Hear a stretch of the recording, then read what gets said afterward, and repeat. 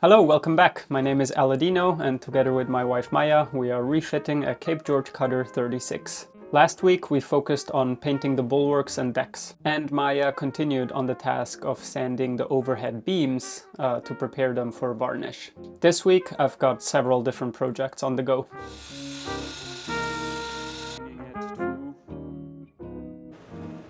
I've got some simple cabinetry and paint on the inside, and some work on the bowsprit. But we'll start this week in the engine room, if we can get to the boat at all.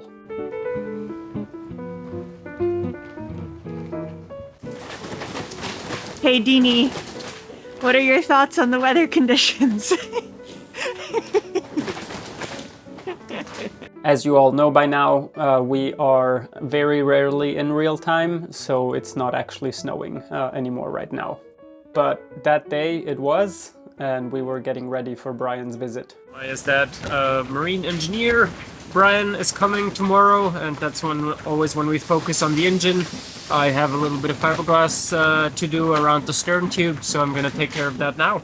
So last time we were in here, we were trying to fit part of the CV joint that includes a thrust bulkhead, which it goes about here, and we're still on that. Same with shaft alignment and all of that, but since once we want to place this bulkhead, it's going to be very hard to get to the back and to work on there. So I just have some tidying up to do in form of fiberglassing. Just to review, we are installing an aqua drive on our boat. That's just a specific brand for any kind of constant velocity joint. Instead of the engine taking up the thrust by the propeller pushing the shaft, pushing the entire engine, there is a thrust bulkhead installed that takes up the thrust. And moving forward, then there is the constant velocity joint, an axle that allows the engine to bounce around freely without taking up any thrust from the propeller. For one, this setup allows for misalignment from the thrust bulkhead forward to the engine. And another thing is it reduces noise and vibration, since it's not transmitted from the engine into the hull because the engine is just moving freely, like I said. So those are its biggest advantages. We had one on Magic Carpet 1 and we liked it, so we're installing one again.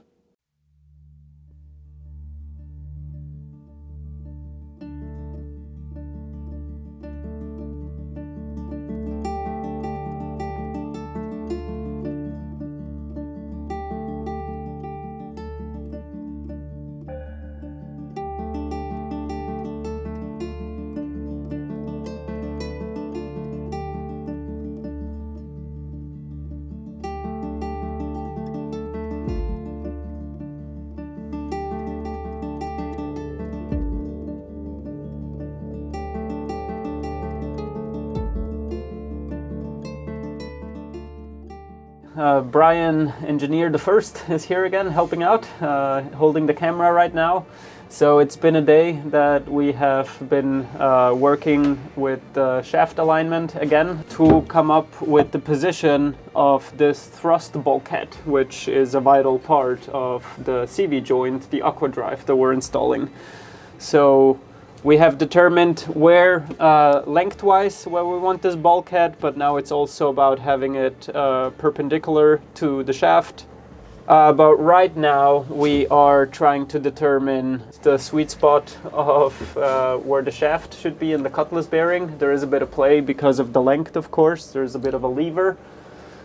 So Brian came up with a very nifty device, the one behind the shaft here, and that's basically to, once we have determined the ideal shaft position, then we can lock it into place there, and that will always make sure it is in that same space. And to determine now where that is, we're using this dial gauge indicator, and it's all hot glued and not moving.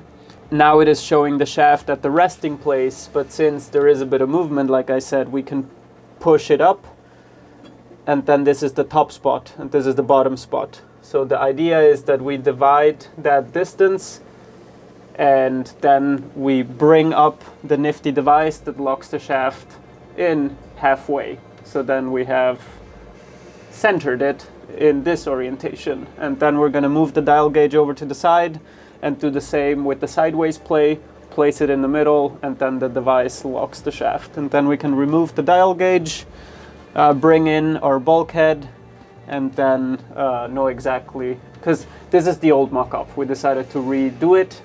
This one was not very accurate, so we have a new one. We put in the new one, and then we know exactly where the shaft will be in the center, and then basically we'll make the same cutout, but on our new, more accurate bulkhead. So now the dial gauge indicator is mounted on the side, and we have determined, well, we have set one side at the 0 point, and then we press it to the other side, giving about equal amounts of pressure, and the dial gauge goes to 85, back to 0, one side is 0, one side is 85. So then we are splitting that in half, which means bringing it to 42.5 using the screws on the side. And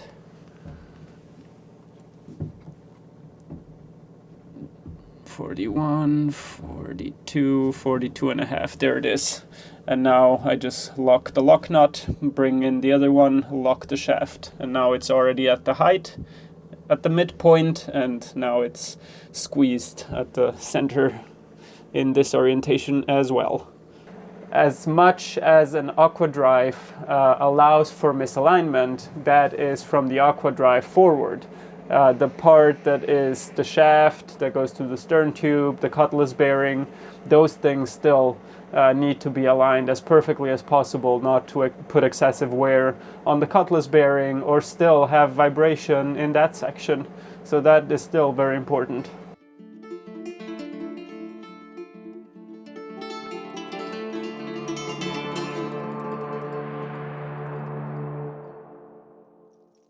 Okay, so now the SST is holding the shaft snugly centered, how we have determined with the dial gauge. And now we put in our template here, this half-inch plywood bulkhead. And we made sure that it's perpendicular to the shaft.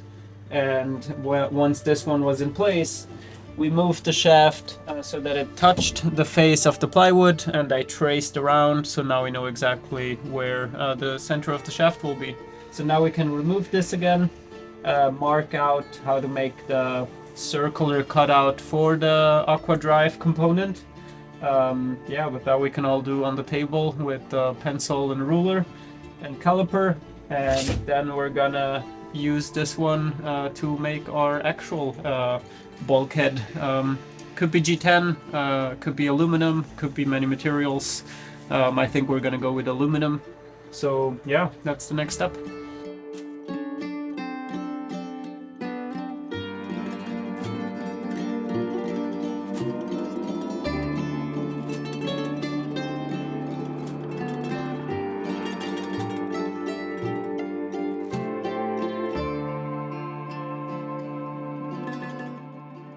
Now we have assembled everything, and it's just to check, and indeed it fits in place. It looks very good, so yeah, it's been a successful day.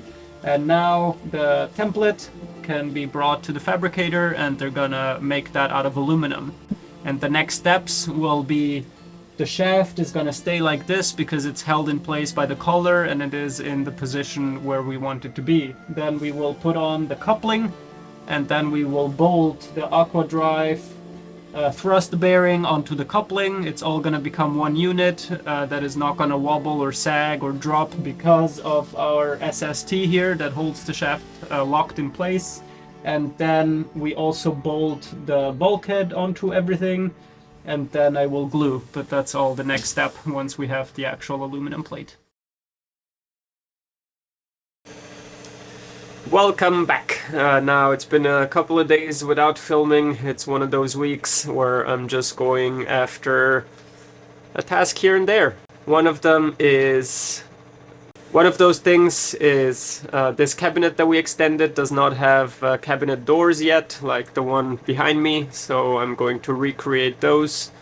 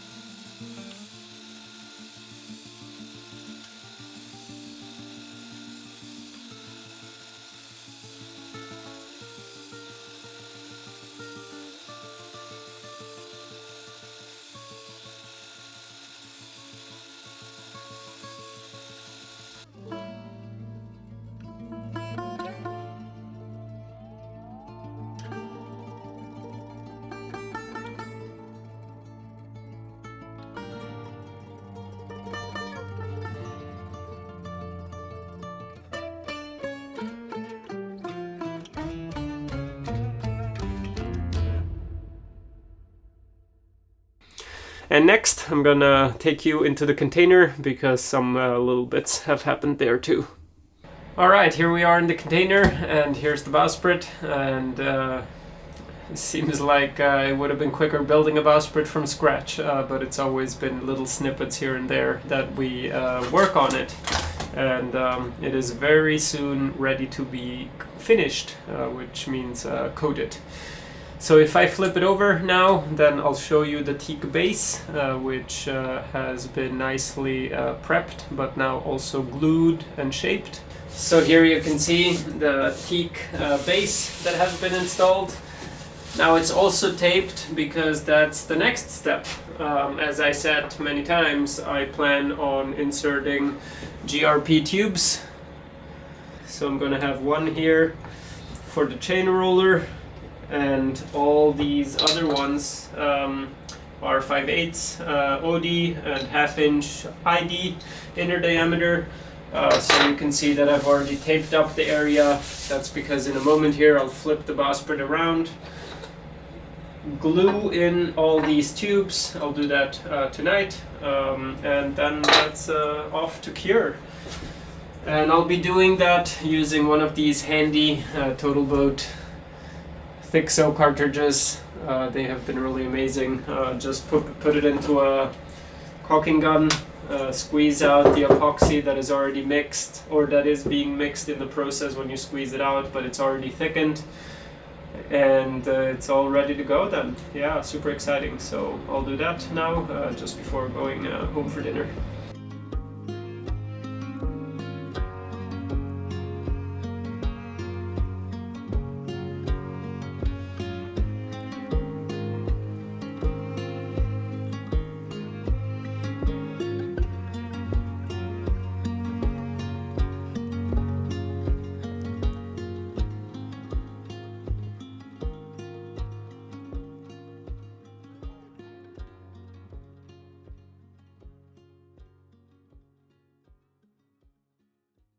Good morning.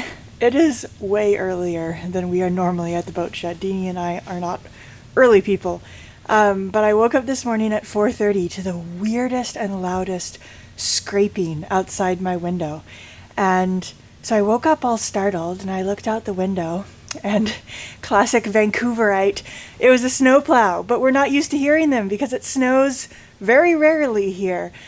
So I looked out and there was so much snow on the ground, and I was instantly like, oh no, the shed. So I got up and I actually rode Aladino's mountain bike over to the boatyard because I didn't want to drive, and knocked all the snow off the roof because we don't exactly have a load-bearing roof. Not designed for snow. Unfortunately, doesn't happen around here very often, but when it does, you gotta be on your game, on the snow removal game.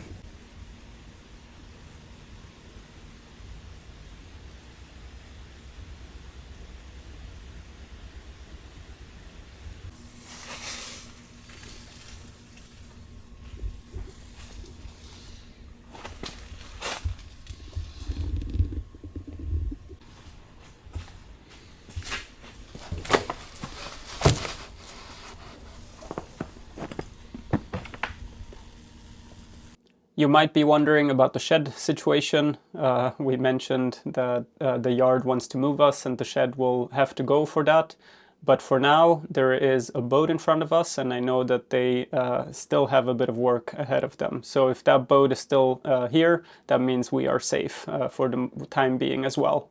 And that's good, because with all the snow that we have right now, even with the heaters on full blast, we would not be able to heat up the shed adequately for paint. So we're gonna wait till the hardest part of the cold spell is over, and then we're gonna wrap up the final painting tasks. Given this little cold snap that doesn't allow for painting, I moved on to the interior and decided to pick up some tasks there. Maya has done a great job preparing the overhead, that is the white surface, but also the beams. And so I went ahead applying primer onto the areas that will get paint.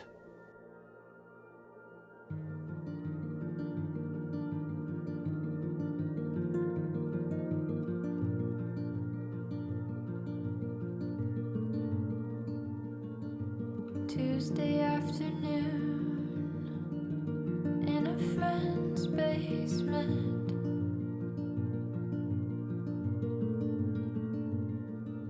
A couple minutes before he leaves to go to work. What a bore. He breathes more shallow than before.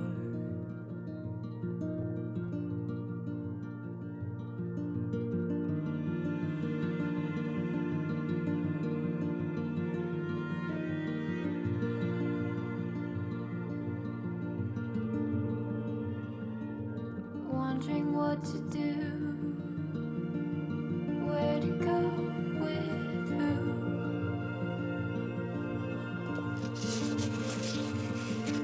Silent as the wind on a snowy day. He prays but falls asleep anyway.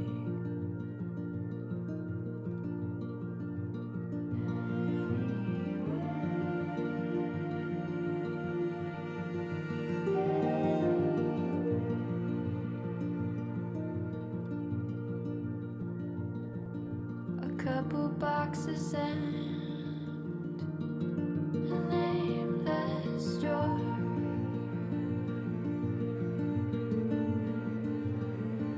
A memory serves to feed a hungry boy, an aching ploy.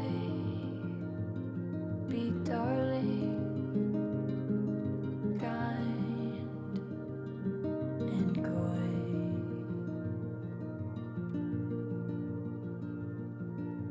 Don't look me in the eyes. Don't believe a word I say. All in good time. All in good time. All in good time.